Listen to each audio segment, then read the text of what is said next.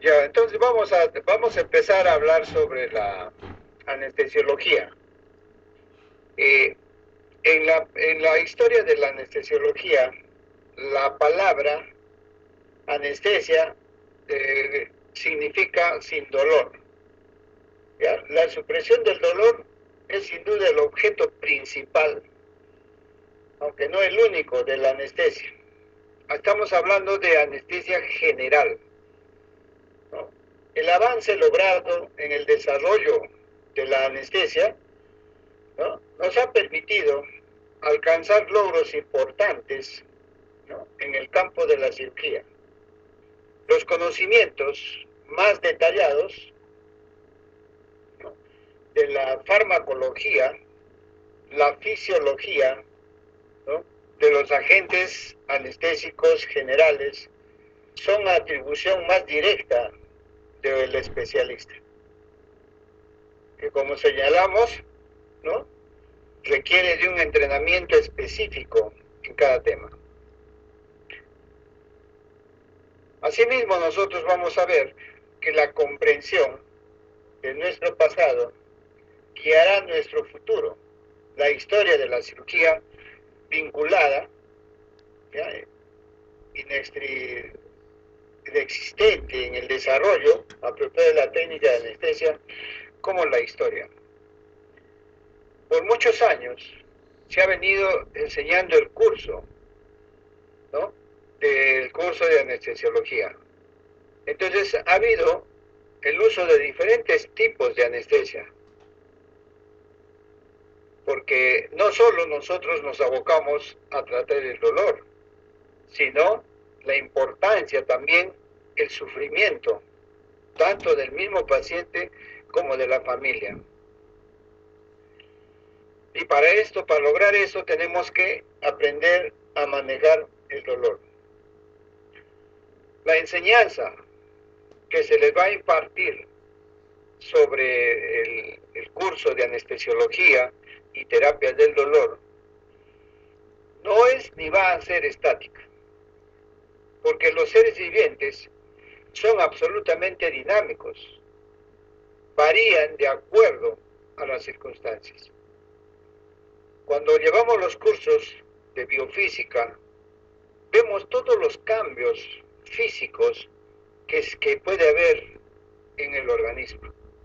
Y cuando hablamos ya de fisiología, hablamos del medio interno, hablamos de la fisiología del ser humano, ¿no? Y esos cambios dinámicos se van de acuerdo a las circunstancias en cada momento. Entonces, bien claro está que la enseñanza no debe ser estática, ¿no? No debe ser rígida, dirigida a un solo. Cada paciente es diferente. Por lo tanto, no pretendo poner límites o encasillar decisiones clínicas, sino más bien quiero orientarlos para un determinado camino, para un determinado manejo, buscando disminuir las complicaciones de la muerte.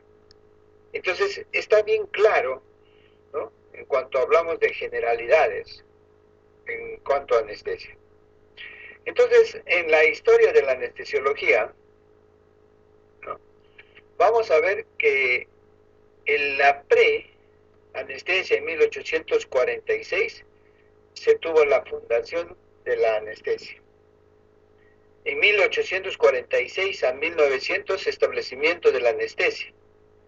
En el siglo XX se consolidó y fue creciendo la anestesia. Ya no solo, en el siglo XX ya no solo se abocaba al quirófano, sino teníamos que salir hacia afuera. Ya en el siglo XXI ya hablamos del futuro de la anestesia.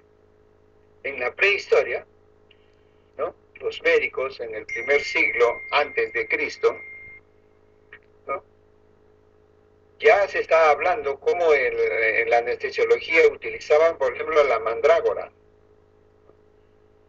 También se le dio que la planta podía hervirse en vino, colocarse o usarse en personas que iban a ser llevadas a cirugía o comúnmente como cortadas, ¿no?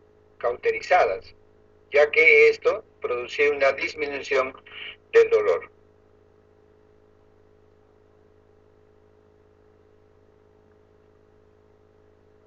La mandrágora todavía se usaba para anestesiar pacientes hasta el siglo XVII, ¿no? Después de su descubrimiento.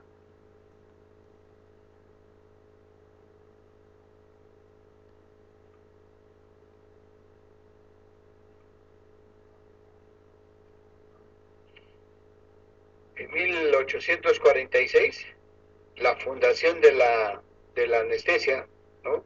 El especialista ya en anestesiología. En 1846, los primeros intentos para amortiguar el dolor, por ejemplo, la dormidera, ¿no? El opio, la raíz de la mandrágora que estamos hablando, el hachís, el beleño, la flor de loto, ya utilizaban el alcohol, el cannabis, la cocaína, ¿no?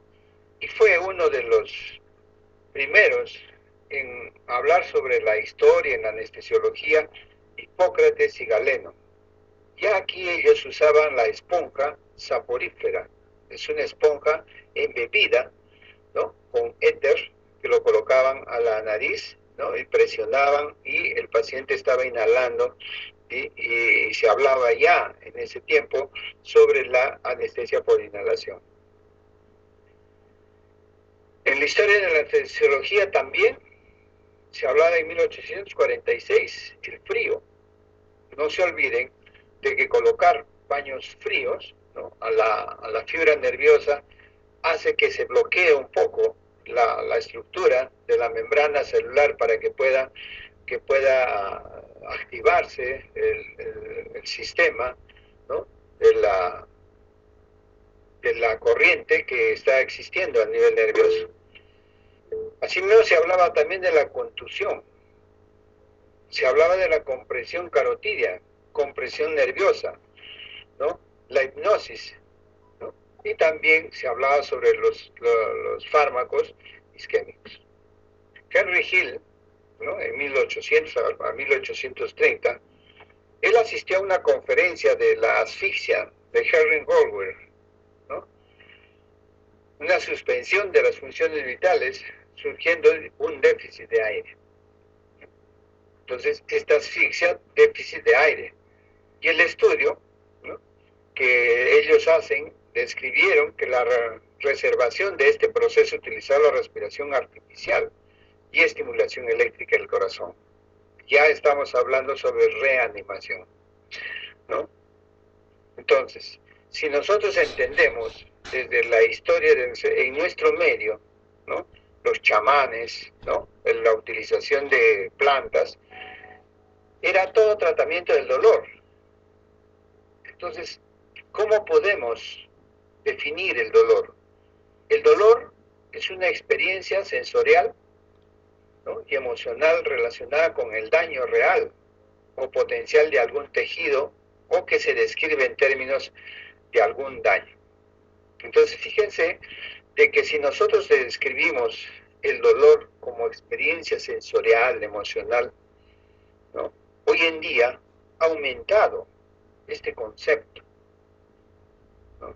Antes la gente casi no tenía dolor, salvo que tenía un golpe, tenía algún daño, pero hoy en día, ¿no? hablamos de dolor como si fuera de un cotidiano, ¿no? En el Perú, ¿no? Ustedes se acordarán por la historia peruana, la trepanación tenía éxito.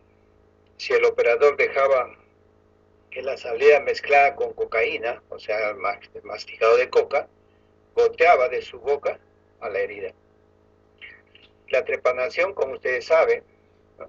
que se realizaba con ese masticar de la coca y hacerlo gotear sobre el corte que iban a hacer en la altura del hematoma o el cuerpo que se encontraba ahí debajo de la tabla ósea. Entonces después ya en utilización se utilizó el éter. En 1540 se ha nombrado dulce aceite de vitriolo por Valerius Cordus, renombrado éter por Frobenius, en 1744, Matthew Turner publicó un ensayo que sugería la inhalación de ciertos tipos de dolor.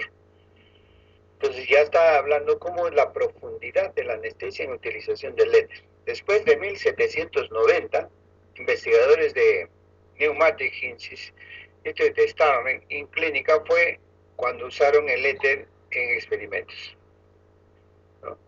Faraday, en sus últimos años, hablaba del éter en 1791, en 1867, 1800, describe el efecto narcótico del éter. En 1564, Ambrosio Parr aplica el enfriamiento o congelación de la zona operatoria como anestesia. Y eso a la fecha lo vemos. En los jugadores de fútbol, le ponen el pie sobre, ¿no?, un balde lleno de agua helada o fría, ¿no?, y hace esa congelación, produce anestesia. En 1616, William Harvey estudia y descubre la circulación sanguínea. Entonces ya estamos hablando del dolor y circulación sanguínea. En 1721 aparece el diccionario en inglés Bailey Oliver Wendell Holmes, superior a Thomas Green y a Morton, el término, ¿no?, de la utilización de los anestésicos. En USA, Estados Unidos, Samuel Gutti, Eugenio de Francia, y en Alemania estos autores sintetizaron ya el cloroformo. Ya no estamos hablando del éter, sino del otro anestésico cloroformo. En 1836, Lafargue de Francia inventa el primer trocar hueco para inyectar la morfina. Entonces estamos hablando éter, cloroformo y una aguja hueca para inyectar morfina, ¿no?, en diferentes sitios. En 1846 se inventó la aguja metálica hueca para administrar medicamentos debajo de la piel. En 1851, Charles Gabriel Pravas inventó la jeringa en Francia. John Snow administra el cloroformo a la reina Victoria para que se dé a luz el príncipe Leopoldo, con lo cual se elimina el estigma relacionado con el alivio del dolor durante el parto. Miren que a la fecha, en 1853, ya se hablaba de tratamiento de terapia del dolor de parto, ¿no? Y lo hacían con cloroformo. En 1854 mejoró la jeringa hipodérmica. En 1874, ahora administra la primera anestesia general endovenosa. Freud ya preparó el ciclopropano, cloroformo, ciclopropano, éter.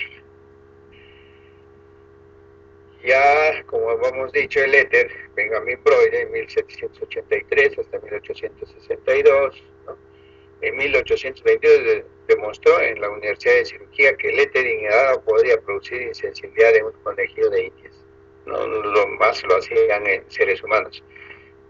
Y el éter actuaba como un veneno, un narcótico, porque si se le pasaba la mano, el paciente fallecía.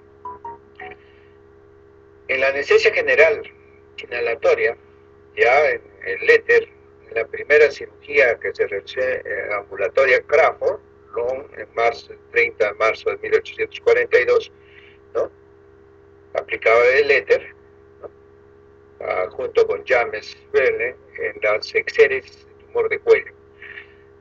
Aplicaban con la esponja saporífera y extrajeron un tumor de cuello, ¿no? Eso se hizo noticia, se extendió bastante, ¿no? Y entonces llegaba el éter, ¿no?, a la anestesia y anuncia la primera edición de Lancet de 1847.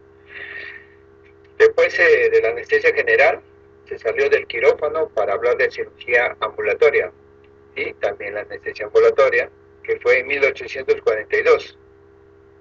Daniel Bill, ¿no?, en Georgia, Estados Unidos, el doctor Crawford Williams Long fue el primero en usar anestesia antes que se extirpe el quiste de cuello. Ahí lo tienen ahí, y aquí miren la esponja saporífera, ¿no?, este es el éter, ¿no? Cuando yo llegué hace 30 años acá a Puno, al hospital Manuel Niños Butrón, todavía teníamos estos frasquitos almacenados ahí en el sótano, ¿no?, cantidades de éter que utilizaba. Yo nunca he llegado a utilizar, pero yo cuando estaba de interno de medicina en el hospital Manuel Muñoz Butrón, ¿no? Veía estos frascos llenos ahí en el hospital. Entonces, en 1846, ¿no? La técnica no eficaz para proveer bienestar durante el proceso quirúrgico. No se tenía conocimiento sobre el bienestar, ¿no? No se tenía conocimiento de quiénes fallecían o con quiénes fallecían frente a la anestesia. Y entonces empieza a progresar en 1846 el progreso de la anestesiología como especialidad médica ya, evitando las muertes. Entonces ahí facilitó el éxito del procedimiento quirúrgico modernos y complejos. Mordo, en 16 de octubre de 1846, aplicando el éter junto con Warren en el Hospital General de Massachusetts, ¿no? Y también con Gilbert Albot, ¿no? Acá ellos ligaron una malformación venosa de cuello, ¿no? Como ven acá. Aquí están usando el éter. El 16 de octubre de 1846 se hizo la primera demostración pública de anestesia con éter en Boston, Estados Unidos. Se extrajo a un paciente un tumor de cuello después de entumecerle con éter, ¿no? La esponja, anestesiado, ¿sí? El paciente no sintió el dolor. Por primera vez en la historia el hombre pudo decir que se acabó el dolor. Eso no era cierto.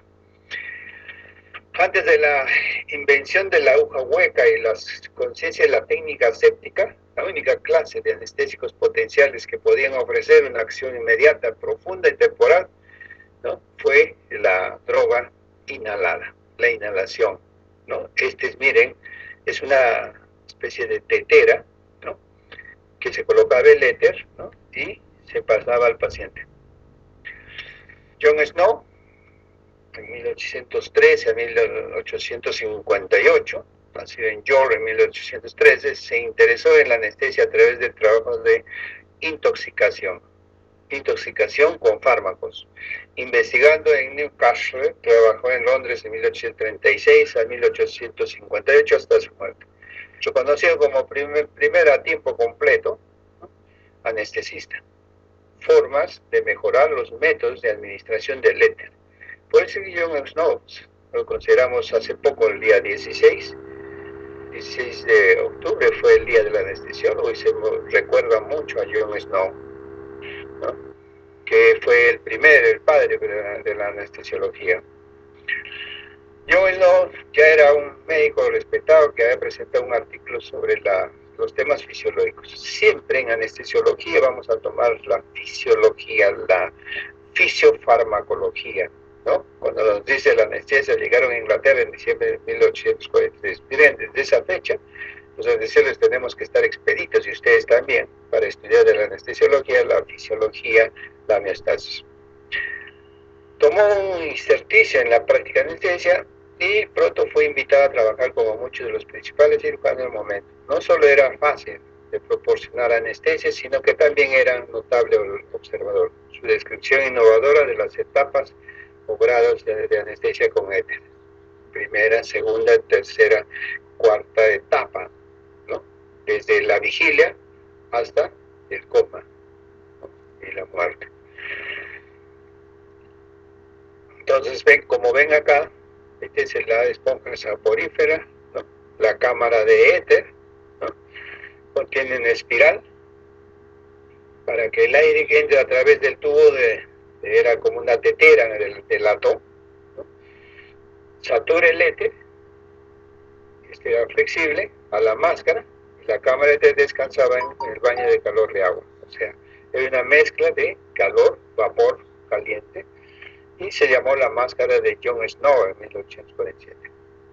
Después hablamos del óxido nitroso, ¿no? El óxido nitroso se preparó por primera vez en 1773. El que descubrió fue Joseph Priestley, ¿no? Un clérigo científico inglés que se encuentra entre los grandes pioneros de la química. Al igual que el éter, el óxido nitroso era conocido por su capacidad de inducir agallas y con frecuencia era inhalado por aquellos que buscaban emociones.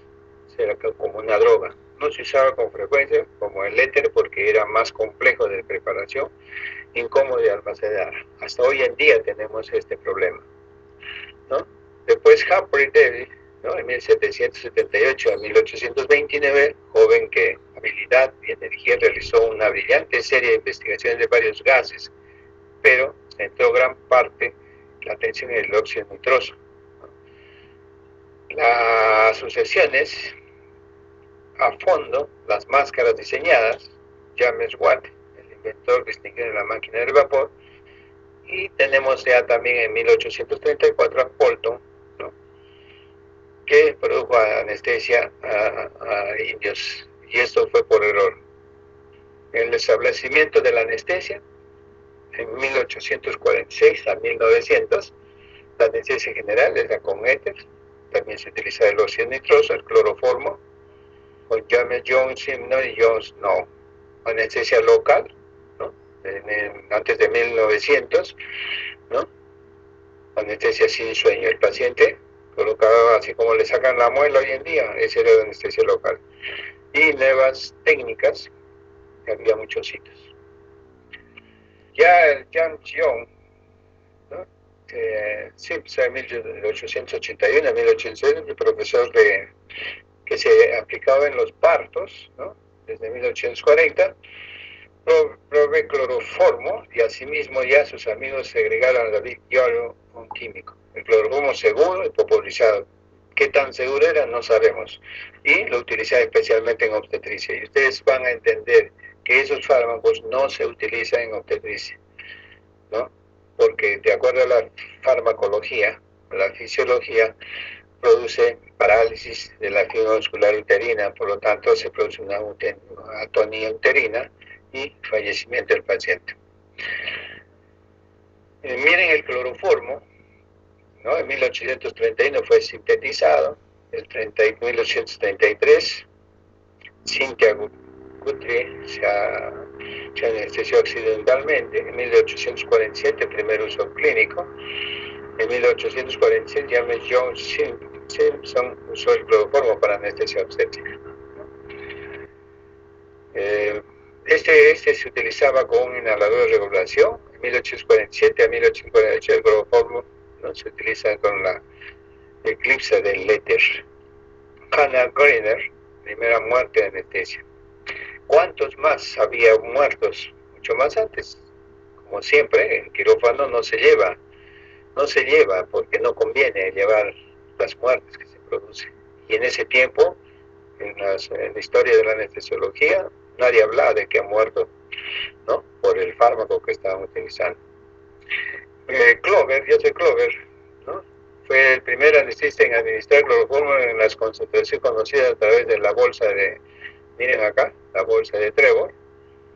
Ya después de 1877 el Trevor favoreció una secuencia de óxido nitroso y éter. Y aquí ya estamos hablando de una combinación de fármacos. Las máquinas portátiles de anestesia que el diseño fueron el uso popular durante las décadas después de su muerte. Joseph Clover, en 1825 al 82, se convirtió en el principal anestesista, el primer médico anestesiólogo en Londres después de la muerte de John Snow en 1858. Clover, ¿no? Se anestesia a un paciente con cloroformo y aire pasa a través de un tubo flexible a una bolsa de Trevor. Miren acá las técnicas de anestesia en el siglo XIX. Ya en los principios del siglo XX, el desarrollo de la tecnología, aparatos anestesiológicos, tenía un centro en los Estados Unidos durante los primeros 20 años. En 1910 se perfecciona la válvula mezcladora del aire con el anestésico. Y Poti y Cotton abren las puertas para los modernos aparatos de flujo continuo, introducir los flujos. Esto es tan importante en la historia de la anestesiología que lo hemos visto ahora en el COVID, ¿no? La utilización de ventilación de los pacientes y las mezclas que se deben dar. En 1912, los mismos Poti y Cotton introducen el uso de válvulas reductores de presión dentro de la práctica de anestesiología. Entonces, este desarrollo despierta el interés de Boyle en Gran Bretaña, quien diseñó el primer aparato en 1917, el cual sometió a una continua serie de modificaciones que convierte el más popular en las Islas Británicas. En 1928 aparece el aparato de McGill, Ya estamos hablando, McGill, del avance de incorporación de, ¿no?, flow meters, ya con Gorman, ¿no?, el uso de los aparatos McGill. En 1937 fueron sustituidos por los rotámetros, cuyo valor en el celular fue destacado por McGill, ¿no?, primero, y más tarde por el señor Salt del Departamento de Anestesia. Ya el descubrimiento de la anestesia regional en el siglo XIX. Como habíamos hablado que la cocaína, el extracto de la hoja de coca, fue el primer anestésico local efectivo. En 1884, el amigo de Kohler, Sigmund Freud, que se interesó por los efectos estimulantes del cerebro de la cocaína, le dio una pequeña muestra de un sobre que le guardan, ¿no?, se lo guarda en el bolsillo. Cuando el sobre se filtró, unos granitos de cocaína se pegaron en el dedo de Kohler, que casualmente limitó con la lengua. O sea, prácticamente si se lo necesita la lengua, ya la coca, cuando nosotros masticamos, adormecimiento, entonces ahí se entumeció. En ese momento Kohler se dio cuenta de que había encontrado el objeto de su búsqueda. Corrió al laboratorio e hizo una suspensión cristalina de cocaína. El descubrimiento de la anestesia regional en el siglo XIX, ¿no? Acá un asociado del laboratorio Gustav Gartner observaba el efecto anestésico en el ojo de una rana y un perro antes de dejar caer la solución sobre sus propias córneas. Para su asombro, sus ojos eran insensibles al toque de un alfiler. Si nosotros hablamos ya de los avances de la anestesiología en Estados Unidos, en 1854, Alexander Wood inventa la aguja metálica hueca. El 55, el alemán Fritz separó el alcaloide de la cocaína. En 1851, Halsted, en New York, practica el primer bloqueo regional mediante la inyección de cocaína en el tronco nervioso, ya bajo de una aguja. En 1898, King introduce el punción lumbar con fines terapéuticos. En 1898, Augustin Pierre introduce la anestesia lumboraquídea, ¿no? Estamos hablando ya de un espacio raquídeo y espacio lumbar. En 1898, Pierre, con el fin deliberado de obtener anestesia para practicar una resección de pie en un paciente tuberculoso con múltiples lesiones, y el que tenía, como siempre, ¿no?, los narcosis con cloroformo, inyecta 3 ml de una solución de 0,5% de cocaína por punción lumbar y puede disfrutar la operación de anestesia completa. Es una anestesia regional, una anestesia local. Y el primer éxito en la anestesia peridural es obtenido preguntando por ya estamos hablando ya no en el espacio aracnoideo, sino estamos hablando en el espacio peridural. Ya vamos a ver. Cuando hablamos de espacio aracnoideo, estamos hablando de anestesia espinal, ¿no? Fue acuñada en 1885 por Leonard Corning, un neurólogo que había observado la sala y se había seriado. Corning quería evaluar la acción de la cocaína como una terapia específica para problemas neurológicos. En la anestesia regional, una técnica regional intravenosa con procaína fue reportada en agosto. ¿Cómo es la técnica regional intravenosa? ¿No? Se liga las venas del miembro superior y miembros inferiores, ¿no?, en dos partes, el brazo y antebrazo, y no se deja pasar a la circulación sanguínea, y a través de la vena, ¿no?, a través de la vena va la cocaína hacia los tejidos y se puede hacer la anestesia. Entonces Pierre inyectó procaína en una vena de extremidad superior entre los dos torniquetes, ¿no? También cuánto se le habrá muerto, porque si la cantidad de cocaína, que ahora utilizamos silocaína, nunca utilicen bupivacaína para hacer esos bloqueos regionales intravenosos. Esto también se llamaba como bloqueo de Bier, no se usó durante muchas décadas hasta que fue reintroducida 55 años después de Mackinnon-Holmes. Holmes utilizó ya también, ¿no?, usó lidocaína, el anestésico local de amida, muy exitoso, intensiva. Eso lo han llevado en farmacología. Miren la anestesia intravenosa.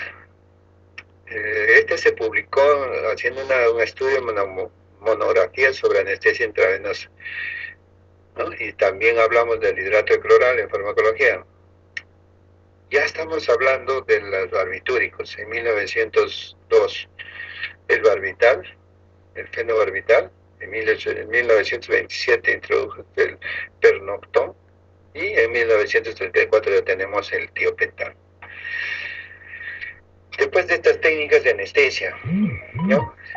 Locales, generales, hablamos ya sobre el manejo ventilatorio, el manejo de la respiración, que también es importante, y ahora por esta pandemia también se ha desvelado la intubación endotraqueal. Muchos de sus compañeros, estudiantes, ya que no había médicos en los hospitales, no manejaban la intubación endotraqueal, ¿no? En el Hospital Regional Manuel Esputro, ¿no? Hubo una queja de un paciente que el interno de medicina no sabía intubar, y no había los anestesiólogos, no había médicos quienes hagan la intubación endotraqueal, ¿no? Por lo tanto, es importante también saber cómo se empezó la intubación. En 1543, Vesalius, el doctor Friedrich Trendelenburg, en 1869, la posición que se debe colocar el tubo endotraqueal, el doctor William McEwen, cirujano escocés, en 1887. Alfred Kerstein diseñó y utilizó la laringoscopia. Entonces, la intubación, para hacer la intubación necesitamos una laringoscopia, pero es una intubación endotraqueal, el cual perfeccionó Claver Jackson, ¿no? Y McGill y Robot perfeccionaron la técnica de intubación endotraqueal a ciegas, naso, nariz, tráquea. Joseph Gall y Ralph Walter, la intubación monobronquial, un solo tubo. Miren acá. ¿Cómo se absorbe? Entonces, cuando nosotros aplicamos la técnica de anestesia inhalatoria, estamos hablando de la absorción del dióxido de carbono. En 1915, Jackson publicó la utilización del circuito cerrado, ¿no? El circuito cerrado, si entra oxígeno, debe salir CO2. Eso es lo fisiológico. El intercambio, ¿no? El intercambio de oxígeno con CO2. Entonces, aquí teníamos el entendido de que el hidróxido de sodio, el calcio, ¿no? Tenían que ver prácticamente con este intercambio a nivel de la membrana alveolar, ¿no? Posteriormente mejorado por Waters en 1923, y en 1928 los doctores Waters y Guttell implementaron el manguito inflable del tubo endotraqueal. El manguito inflable es un globito, ¿no? Después de las cuerdas vocales se tiene que inflar. Asimismo, también en la historia de la anestesiología ya pasamos a la máquina de anestesia. Ya esta máquina de anestesia, miren cómo era, ¿no? Antiguamente, yo le llegaba a conocer todavía esta máquina de anestesia en Lima, en el Hospital Naval, donde hice mi residencia, ¿no? Y ahora actualmente, miren cómo es la máquina ya más sofisticada tecnológicamente, con sus monitores, ¿no? Multiparámetros, monitores respiratorios, ¿no? Sus vaporizadores, ¿no? El monitor de los vaporizadores, y los corrugados, ¿no? Los tubos que van conectados al paciente, ¿no? Con sus controles. Entonces, James Watt, ¿no?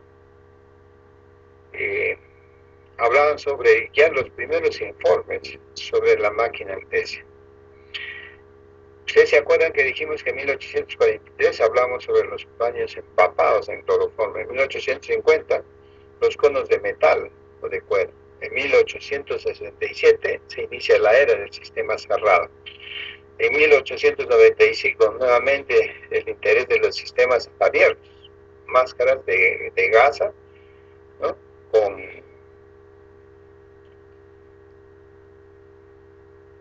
Máscaras de gasa con estructuras de alambre fabricadas por Bellamy, Garner, ¿no? Entre otros.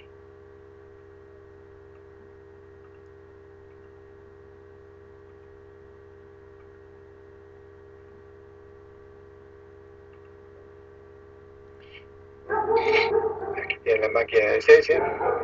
Aquí tiene ya la técnica actual, la anestesia raquídea. Miren, esta es el cuello, la cabeza, la columna vertebral, cervicales, dorsales y en la región lumbar. Miren acá, ya en 1920, Rowe, Gottman y McGill proponen la introducción de una sonda endotraqueal como técnica auxiliar. Una nueva evolución en la aplicación de la técnica inhalatoria. En 1960, Van Poxnack y Ars Tucio estudian la metoxiflurano, la característica principal de su gran solubilidad en los lípidos, lo que le otorga un alto poder anestésico. Pero tenemos que tener en cuenta que todos estos fármacos de esos tiempos eran inflamables. Por lo tanto, en sala de operaciones no debía haber nada de chispas eléctricas. En 1963, el anestésico inhalatorio isoflurano fue sentenciado y alcanzando en los Estados Unidos en 1972, en Inglaterra. En 1977, que actualmente utilizamos el sevoflurano. Eso lo sintetizado por Reagan, y el desflurano. No cabe notar que estos últimos medicamentos son de uso diario en la actualidad en cualquier sala de cirugía. Posteriormente, el monitoreo de los pacientes, porque no solo era la técnica de dar anestesia, sino cómo se monitorizaba. En 1895, Cushing y Goodman fueron quienes por primera vez utilizaron protocolos de registro. Un invento muy valioso fue el manguito para la medición de la presión. Instalación de los valores de frecuencia cardíaca, frecuencia respiratoria dentro de los registros anestésicos. Ya estamos hablando de variables, ¿no? Entonces, multiparámetros, los monitores actuales. Ya el perfeccionamiento de las técnicas de monitoreo ha facilitado a los anestesiólogos el control del paciente, permitiendo diagnósticos a tiempo de patología, tanto y durante el transoperatorio como durante el pre y postoperatorio. Miren acá, hoy en día, ¿ya? Es impensable someter a un paciente a cirugía sin contar con pulsosímetros, camografías, analizadores de gases, cardioviroscopios, estimuladores de nervios periféricos, monitores de actividad cerebral, como el índice biespectral. En la pandemia teníamos que utilizar laringoscopios, ¿no?, especiales para hacer la intubación y también el monitoreo de los pacientes de COVID, ¿no? Miren acá, estimuladores eléctricos en miliamperios, el índice biespectral, ¿no? Otros hitos ya también, miren acá la historia de anestesia. Otros hitos del siglo XIX, la antisepsia, ¿no?, aerosol, carbólico, el jamón. En 1838, ¿no?, el latón flexible, diámetro de 0,95, el ETT. Primera neumonectomía parcial bajo anestesia general en 1991, en 1902 primeras tablas de anestesia. Ya los equipos de anestesia en 1908, flujómetros, en 1917 los vaporizadores. Equipos de anestesia, en acá estos vaporizadores eran contraantiguos. En 1926 la máquina demandada por Mackenson, flujo intermitente. En 1932 respiración artificial a través del ventilador. En 1940 vaporizador de agua. Equipos de anestesia, clasificación de los circuitos de respiración, ventiladores, ¿no?, circuitos de ventilación. Entonces, si nosotros entendemos la historia de la anestesiología, ¿cuál es el futuro de la anestesia? ¿No?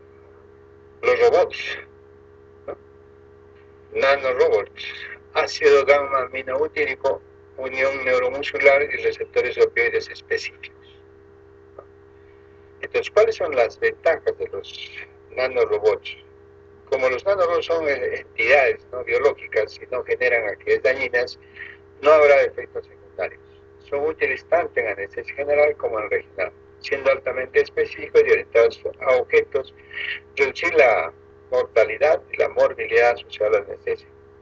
Y como alcanza los receptores específicos, se requiere una menor dosis de fármacos, lo que limita los efectos secundarios. ¿Cómo se unen los receptores terminales? No habrá picos y valles en los pacientes. Entonces, este futuro de la anestesia es conocer prácticamente la biología molecular, ¿no?, receptores. En la anestesia general, vinculación de la nanotecnología al sistema nervioso humano, regulación de la anestesia por el índice BIS, ¿no? Especialmente biespectral, por computadora, mejoramiento de algunos medicamentos. Esto lo tenemos nosotros en sala de operaciones en el Hospital Regional Manuel Butrón. Anestesia regional, complejos, ¿no? Entre la bupivacaína, ¿no? Electrones. Anestesia local, se preparan nanopartículas de poli y carboprolactona, polietilglicol, epsilon caprolactona, ¿no? La PCL, PG, PCL más lidocaína. También en el futuro de la anestesia, fuera del quirófano, ¿no? El anestesiólogo participa en la radioterapia, tomografía computarizada, resonancia magnética, ¿no? Técnicas vasculares, técnicas neurológicas, digestivas, urológicas, luz de protones en miomas uterinos. Esto lo enseñamos en biofísica, ¿no? Y la teleanestesia, la primera anestesia a distancia. Les contaré que en Puno, hace 30 años estuvimos haciendo esto, y nadie nos felicitó, ni nadie nos dijo nada. Y la desidia y la incapacidad de nuestros colegas, ¿no? De los servicios periféricos. El hospital regional tuvo la primera computadora a colores gracias a que se quiso hacer la teleanestesia. Del hospital regional Manuel Butrón a Yuncuyo, ¿no? A Ilave, a Juli, ¿no? Se quiso intentar con los monitores, ¿no? Hacer una anestesia, ¿no? Ya se preparó, incluso se preparó un software, ¿no? Un software donde nos daban el nombre del paciente, la edad del paciente, el peso del paciente, el diagnóstico, ¿no? Y desde Puno teníamos que indicarles qué es lo que tenían que preparar o tenían preparado, ya sea la atropina, el midazolam, el fentanilo, la adrenalina, ¿no? Todos tus fármacos preparados, y nada más lo indicamos de acuerdo al kilo de peso, la dosificación en goteo. Acá tienen videolaringoscopio, que mucho lo hemos pedido para esta fecha del COVID-19, pero que nunca se llegó a comprar, ¿no? Entonces, eso es fuera de la anestesia. También hablamos del catéter epidural de larga duración, porque estos catéteres para terapia del dolor, ¿no? El dolor y el cuidado paliativos, uso de saxitoxina, un anestésico potente, empaquetado con liposomas, y también participamos de los cuidados críticos, la natropina, vasculoides, respirocitos, los cloptocitos, los micropípulos, ¿no? Entonces, tenemos nosotros la historia de la anestesiología, ¿no? Como ven, es algo importante que nos ha jalado las orejas este tiempo de pandemia. Y lamentablemente el gobierno no equipó los equipos de emergencia de COVID con un anestesiólogo. Solo se hablaba del luciólogo, del cardiólogo, pero no se hablaba del anestesiólogo, tan entendido desde los tiempos pasados hasta la fecha, el manejo de la vía aérea. ¿Alguna pregunta?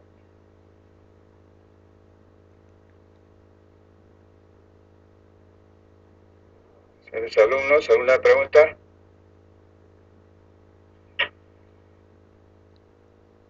Bueno, creo que no hay dudas, doctor. Ya, entonces el día miércoles. Sí, doctor, sí se le escucha. El día miércoles a las, creo que es a las 12, ¿no? Tienes ya, Cristian, tienes tú ya los horarios, ¿no? Muchísimas gracias y hasta pronto. Hasta luego. Gracias, doctor. Muchas gracias. Hasta luego. Saludos, doctor. Hasta luego. Gracias, doctor. Hasta luego.